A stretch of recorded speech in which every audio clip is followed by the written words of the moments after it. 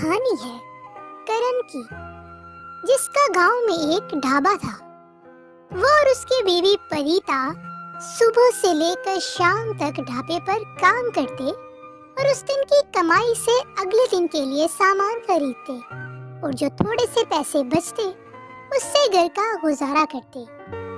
लेकिन अब मौसम बदल रहा था, गर्मियां आने वाली थी।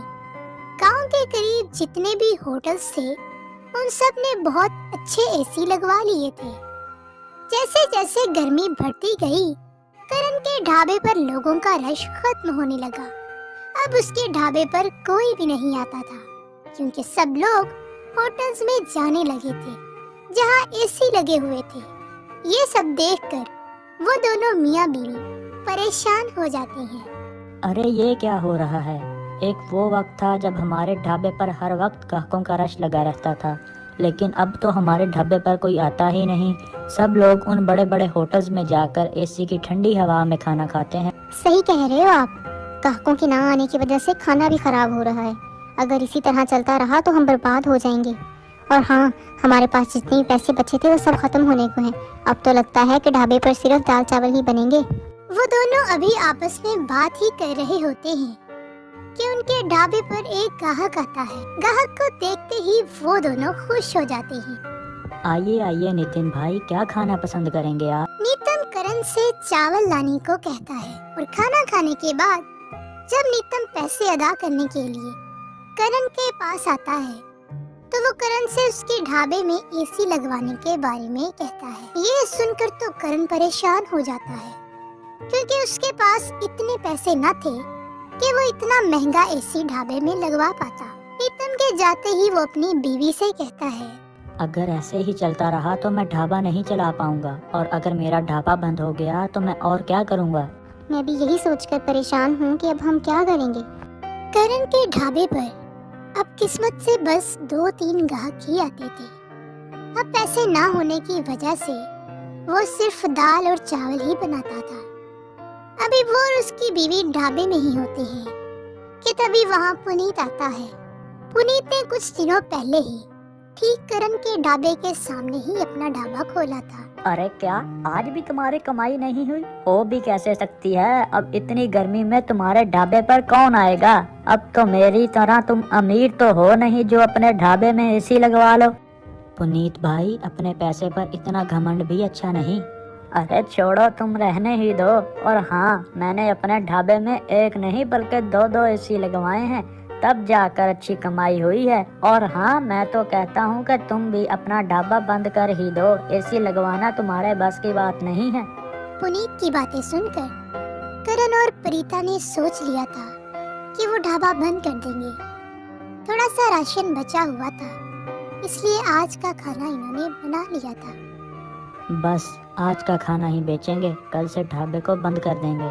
सही कह रहे हो आप, इसमें तो अब कोई फायदा नहीं रहा। इससे अच्छा है कि हम कोई मेहनत मजदूरी ही कर लें। सारा दिन गुजर जाता है लेकिन उनके ढाबे पर कोई नहीं आता। तभी करण कहता है, मुझे लगता है अब कोई नहीं आएगा। रात के 10 तो बज चुके हैं और हमारे इस ढाबे पर आएगा भी कौन? वो देखो, प्रीता पुनीत के ढाबे पर किस तरह रश लगा हुआ है। अब उस ढाबे को छोड़कर कौन हमारे इस बगैर एसी वाले ढाबे में आएगा? तभी उनकी नजर पुनीत के ढाबे पर पड़ती है। वहाँ पर एक जरूरतमंद आदमी अपनी बीवी के साथ खड़ा होता है। वो पुनीत से उनकी मदद करने को कहता है। उनके ऊपर डाकुओं ने हमला किया था, उनसे उनकी हर कीमती चीज छीन ली थी। उनकी हालत पर रहम खाने की बजाय पुनीत उनसे कहता है, माफ करो भाई, पता नहीं कौन कौन मदद के लिए चले आते हैं। तुम्हारा क्या भरोसा, तुम मुझे ही लूट कर ले जाओ। पुनीत उनको ये कहकर वहाँ से भगा देता है, जबकि वो आदमी अभी भी पुनीत से मदद के लिए कह रहा था। तभी उनकी नजर करण के ढाबे पर पड़ती है। वो दोनों करण के ढाबे पर मदद लेने के लिए चले जाते हैं। करण और परिता उन दोनों से बहुत हमदर्दी करते हैं और उनको फ्री में खाना खिलाते हैं कि तभी वो आदमी करण से कहता है, धन्यवाद, आप जैसे अच्छे लोग इस दुनिया में बहुत कम हैं। मेरे पास पैसे की कोई कमी नहीं है, मुझे बस आराम करने की जगह चाहिए थी। हम आपकी दयालुता को कभी नहीं भूलेंगे। शुक्रिया की कोई बात नहीं भाई, वैसे भी इस ढाबे में मेरा आज आखिरी दिन है। आज मैं ये ढाबा हमेशा के लिए बंद कर रहा हूँ। शायद आपकी किस्मत में मेरे ढाबे की दाल खाना लिखी थी। करण उस आदमी को अपने हालात के बारे में सब बता देता है कि वो ये ढाबा आज हमेशा के लिए क्यों बंद कर रहा है। तभी वो आदमी उससे कहता है, तुम टेंशन मत लो भाई, मेरा नाम ऋषभ लूथरा है। मैं शहर का मशहूर बिजनेसमैन हूँ। ऊपर वाली का दिया सब कुछ है, दौलत है, शोहरत है, इज्जत है और किसी चीज की कमी नहीं है। ऊपर वाली ने मुझे आपकी मदद के लिए ही भेजा है। शायद वो कहते हैं ना, जो भी होता है अच्छे के लिए होता है। तुम्हारे इस ढाबे को एयर कंडीशनर ढाबा बनाने की जिम्मेदारी अब मेरी है। कुछ ही दिनों में ऋषभ उनकी मदद करने के लिए वापिस आता है और उसे एक आलीशान एसी ढाबा बनाकर देता है। अब करण के ढाबे पर हर वक्त भीड़ लगी रहती है और अब उसकी अच्छी खासी कमाई होने लगी थी। इस कमाई से उसने एक बड़ा घर बना लिया था। उसका ढाबा अब दिन के साथ साथ रात को भी खुला रहता था, ताकि रात में सफर करने वाले लोगों की मदद की जा सके। एक दिन वो यूं ही ढाबे पर बैठा होता है कि उसके पास उसके गांव का एक आदमी आता है। उसके घर के हालात करण अच्छे तरीके से जानता था, लेकिन कभी उसकी मदद नहीं कर पाया था।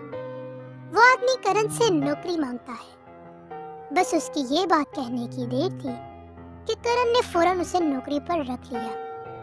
इससे उस आदमी की मदद भी हो गई थी और करण के लिए भी आसानी पैदा हो गई थी, क्योंकि करण के ढाबे पर हर वक्त इतना रश लगा रहता था कि ग्राहकों को संभालना उसके बस से बाहर हो गया था। अब उसने और भी नौकर रख लिए थे। उसकी ये तरक्की देखकर पुनीत दिल ही दिल में उसे हर वक्त बुरा भला कहता रहता था और कभी कभी तो वो खुद को भी बुरा भला कहने से ना कतराता। कितना पागल हूँ मैं। अगर मैं उस दिन उस आदमी की मदद कर देता तो आज मेरा ये ढाबा होटल बन चुका होता, वो भी 5 स्टार। आज उस बेवकूफ करण की जगह मैं होता और खूब पैसा कमा रहा होता। पुनीत एक बहुत ही खुदगर्ज आदमी था। वो किसी को भी जलील करने का मौका नहीं छोड़ता था। अब उससे करण की तरक्की बर्दाश्त नहीं हो रही थी। उसने सोचा क्यों ना इसको थोड़ा सा तंग किया जाए। अब वो अपना ढाबा छोड़कर करण के ढाबे पर जाता है और उससे कहता है, अरे वाह करण, तुम तो कुछ ही दिनों में अमीर हो गए। लगता है किसी से मदद मांगी है। वैसे भी तुम्हारे जैसा इंसान मांगने के अलावा और कर भी क्या सकता है। ज़बान संभाल कर बात करो। और वैसे भी मैं तुम्हारी तरह खुदगर्ज नहीं हूँ। मुझे लोगों की मदद अच्छी तरह करना आता है और ये सब मुझे मदद करने का ही सिला मिला है। मैं भी किससे बता रहा हूँ जिससे मदद नाम का मतलब भी शायद ना पता हो। शायद तुम अपनी औकात भूल रहे हो। मांगी हुई चीज का गरूर नहीं करना चाहिए। वैसे भी मेरा क्या जाता है, जो भी करो, मैं तो बस तुम्हें औकात याद दिलाने आया था।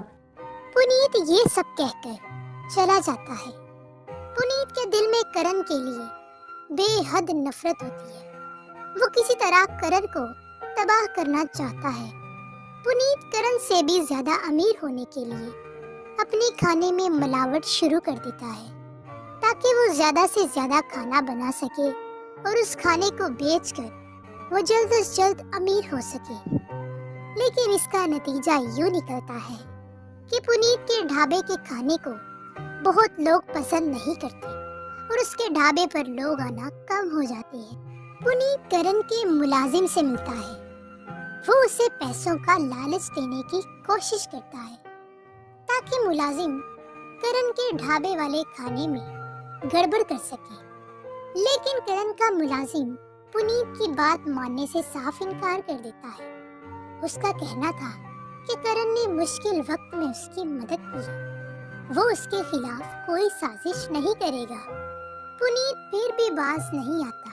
वो जानता था कि इस मुलाजिम से कैसे काम निकलवाना है। पुनीत अगले दिन मुलाजिम के घर जाता है। वो उसकी बीवी को पैसों का लालच देता है। उसकी बीवी फौरन मान जाती है। अब जब करण का मुलाजिम घर आता है तो उसकी बीवी उससे झगड़ा करने लगती है।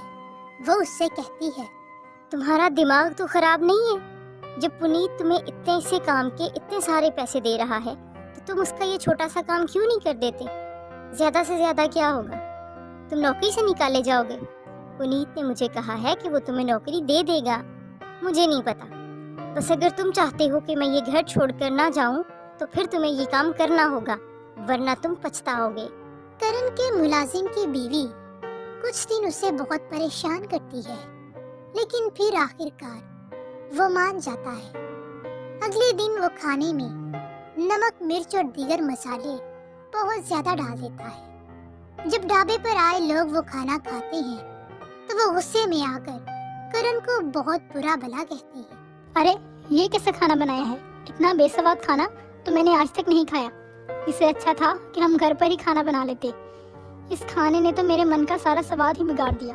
जब सब लोग करण को बातें सुना रहे होते हैं तो उसके मुलाजिम को एहसास होता है कि उसने अपनी बीवी की बातों में आकर क्या कर दिया है। वो दिल ही दिल में अपने आप को बहुत कोस रहा होता है कि तभी करण सबसे माफी मांगता है। ये सब देखकर उसका मुलाजिम खुद सबसे माफी मांगता है और उनको सारी हकीकत बता देता है कि किस तरह उसने पुनीत और अपनी बीवी के कहने पर खाने में मिलावट की ताकि करण का ढाबा हमेशा के लिए बंद हो जाए। ये सब सुनकर करण को बेहद अफसोस होता है, क्योंकि करण ने मुश्किल वक्त में उस मुलाजिम की मदद की थी। सारी हकीकत सुनकर लोग पुनीत को बुरा भला कहने लगते हैं और उस मुलाजिम को भी बहुत बातें सुनाते हैं कि तभी ढाबे पर हंगामा देखकर पुनीत समझ जाता है कि वो अपनी साजिश में कामयाब हो गया है। वो करण की बर्बादी देखने के लिए उसके ढाबे पर जाता है, लेकिन उसे क्या मालूम था कि वहाँ करण की नहीं बल्कि पुनीत की बर्बादी हो गई। पुनीत को आता देखकर सब लोग उसे बातें सुनाते हैं और करण से माफी मांगकर वहाँ से चले जाते हैं। ये सब देखकर पुनीत के तो होश उड़ जाते हैं, क्योंकि ये उसकी सोच से बिल्कुल उल्टा हो रहा था। उसे इस बात का यकीन ही नहीं आ रहा था कि वो पकड़ा गया है कि तभी करण पुनीत से कहता है, मैंने ये बिल्कुल नहीं सोचा था कि आप मुझसे इस कदर नफरत करते हैं। मैंने सोचा था कि मैं आपसे उस दिन की तरह कलामी पर माफ़ी मांगूंगा, लेकिन आप तो मुझे ही बर्बाद करने चले थे। मैंने आपका क्या बिगाड़ा है? अगर आप मेरी इस कामयाबी से नफरत करते हैं तो ये सब मुझे सिर्फ और सिर्फ मेरी अच्छाई का ही सिला मिला है। करण के मुंह से माफी की बात सुनकर पुनीत को बुरा लगता है कि उस दिन भी गलती उसी की थी, लेकिन करण फिर भी उससे माफी मांगने वाला था। पुनीत को अपनी गलती का एहसास होने लगा था कि वो उससे इतनी नफरत सिर्फ इसलिए करता है कि वो एक अच्छा इंसान है। मुझे माफ़ कर दो करण, मुझसे बस तुम्हारी कामयाबी बर्दाश्त नहीं हो रही थी, लेकिन अब मुझे एहसास हो गया है कि मैं किस कदर गलत था। मैंने अपनी नफरत में इस बेचारे मुलाजिम की भी जिंदगी बर्बाद कर दी। पुनीत को माफी मांगता देखकर करण उसे माफ कर देता है और अपने मुलाजिम को भी माफ कर देता है। अब करण का ढाबा फिर से चलने लगा था। इस बार पुनीत ने भी करण के रास्ते में